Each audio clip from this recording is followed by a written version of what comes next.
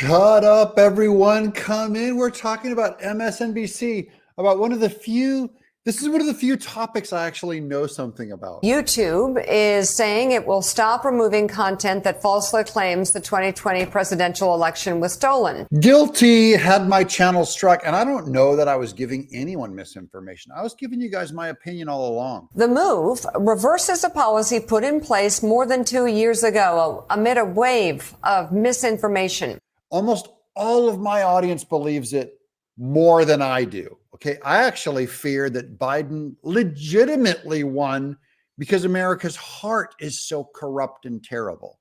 I wish I could believe that it was stolen and all the 2,000 mules and all that stuff.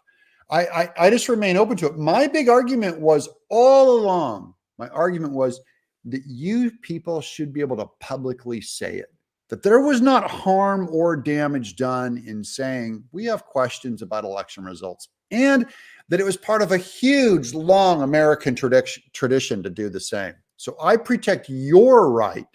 I'm here to defend you, and I put my channel's reputation and my job on the line every day, saying you people have a right to question elections. And now YouTube comes along and says, yeah, maybe. The Google-owned platform on Friday announced it wants to protect the ability to, quote, openly debate political ideas. Oh, man. I doubt this is true because YouTube is in Silicon Valley. I just don't think those are their values, that it is good to debate these things. I agree. We should have had 4 years of debate online about what is a vote, what happened where. And instead, YouTube just crushed it all. They destroyed the channels of my friends, of people who I just feel, these are tiny people just saying, we have our questions. They did not cause the riots on January 6th. I vehemently oppose them. I'm like going, no, you do not do that. You do not trespass on the Capitol. You're never justified to trespass. I don't care if it's the people's Capitol, okay? So I'm saying, but I do believe in free speech. I really believe in the debate. I wish I believed more that YouTube was into it also. I'm way more jaded than that now. Please convince me otherwise, YouTube. Even those that are controversial or based on disproven assumptions. Because we saw people claim that the Russian misinformation campaign was proven, right? That all these scientists agreed. Now we find out they're all false. They were all working with the FBI. They were all lying to us. There was never a Russian case for collusion with Trump. There were people that said that the vaccine, that if you got vaccinated, that you could not pass on the virus to someone else. Rachel Maddow said that was an official policy. The debate is better in public here on YouTube, on Rumble, on Locals, on Twitter. The debate here in the public square is better. That's what I'm a fan of. That's what's threatened. It's actually threatened by YouTube when they censor people. I want to encourage YouTube. This is a good idea. Good job. Fight Mika and Joe and MSNBC. I don't get that. Why do you want to do that? Why do you want to make sure disinformation spreads like wildfire? Help me out here, Rev. Why do you want to be open to that? The founders were okay with that. Not libel, not slander, not that. I'm not saying that at all. But the idea that there ought to be a healthy debate, YouTube's right. And Mika and MSNBC are freaked the H out. They're terrified. And so YouTube is now saying we're cool with false information. That is not what YouTube said. See, YouTube said they were cool with a debate.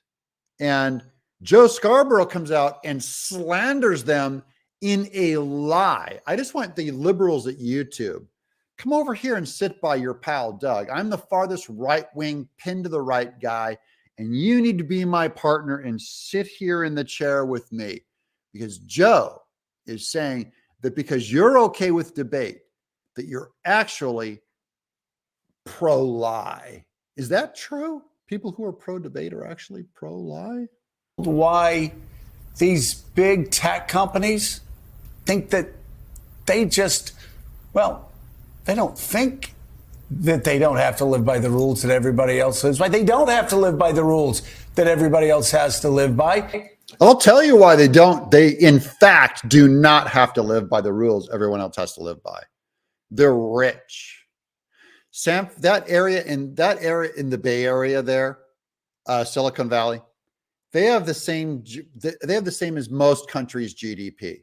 It's literally in that little chunk of California. They are the emperors of the world, sitting on a throne, going hurrah, hurrah, hurrah. Why should I listen to you, little guy? Why? If this is news to Joe Scarborough, wake up. These people control the world. We're begging crumbs of freedom from them. Please give us free speech. Please let me keep my channel. Please let me keep my job. I'm trying to pay for my kids' college. Please, sir.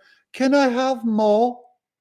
More, please. And that's one of the reasons we're in trouble. Our democracy is in trouble. And now you have.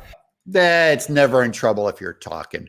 If you're debating and you're arguing, I'm still alive. I'm not in jail yet.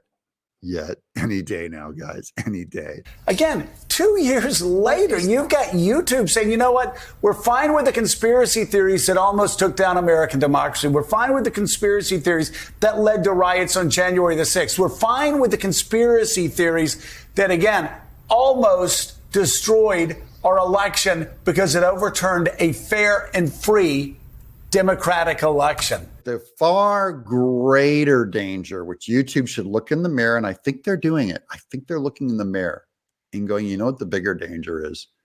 Having a giant tech company deciding what's true and what's not. That we are now in this environment where big tech and big companies writ large are so concerned about the regulatory world that they are confronting, and frankly, the House of Representatives that they could be confronting, and others that are thinking about regulating them, that this is one way they think to get in their better graces. No, son.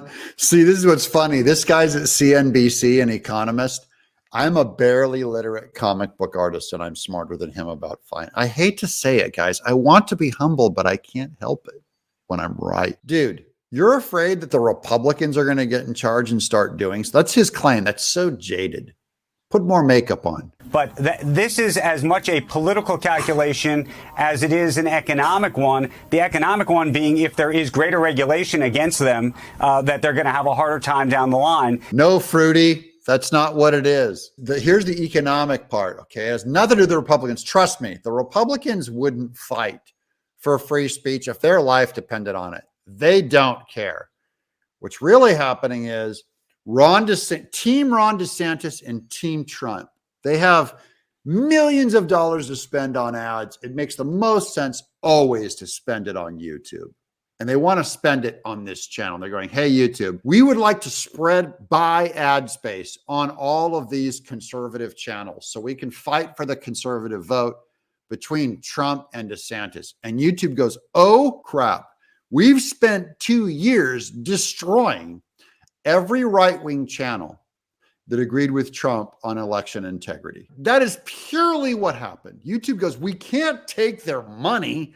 There's nowhere to put it. Where do we put the ads? We can literally only put the ads on left-wing channels. And there's no one on the left-wing channels that's going like, do I want to pick DeSantis or Trump? You want to buy ads and put them on a right-wing channel. And YouTube's going, where's Hillary Hill? Where's Behizzy? Where's CanCon? Where's Nick Besater? Where's Q out of the darkness? Where's Michael Gavlak, Sweet Home Maricopa, that we just gave a channel strike to for saying the election, he had questions about the election 24 hours after YouTube said it was okay. We canned him. We gave him a channel strike. That's the problem YouTube has. How do we take the Republican money in good conscience and put it on right-wing channels? It's slanted so far one way that YouTube goes, this is bad for business. Good job, YouTube. Way to think about capitalism and think about the profits you can make off of right-wingers. Maybe you won't lose so much ground at TikTok if you allow people to talk about politics. Maybe you won't lose so many viewers to Rumble, which is a terrible platform. I can't speak my mind yet. And YouTube needs to start putting out messages. Right-wingers, come home to YouTube. They are so fearful of this Republican Party. And you can look at what Ron DeSantis has done in Florida. I know we talk about that, and that's almost become symbolic of the situation. That's not why the Republican Party will never do anything about this. YouTube shouldn't fear the Republican Party. They should fear their customers. The customers have a very low view of YouTube. Customers who think YouTube stands for censorship. You know, YouTube could change that reputation within a month. For a brand to change its reputation within a month is a near miracle. YouTube, you just come out and go, we are not the censorship company. Right wing, we're not here to get you. Just come out and say it, guys. Right wing, we're not here to get you. Come home, have fun on our platform. Everybody have fun. That's all we want. I can't imagine this helps with advertisers. It hasn't helped Elon Musk with advertisers. So it's in that regard, it's very hard to understand how they get to this conclusion. Twitter's problem is most of their advertisers really were left wing because they were a left wing outlet. And now Elon takes over, opens up free speech. He lost a lot of advertisers because they're all woke. Oreo, Disney, whatever. YouTube, I've always seen more right-wing advertisers on there. And the right-wing advertisers love having their advertisements on right-wing content. And I know the companies, there's a ton of them out there. DeSantis and Trump want to spend tens of millions of dollars on ads right now on YouTube, and there aren't enough channels to handle it. There isn't enough content to move that inventory. YouTube, call me. Call me. You spend $1 million on me, I will make you billions. I'm Doug in Exile.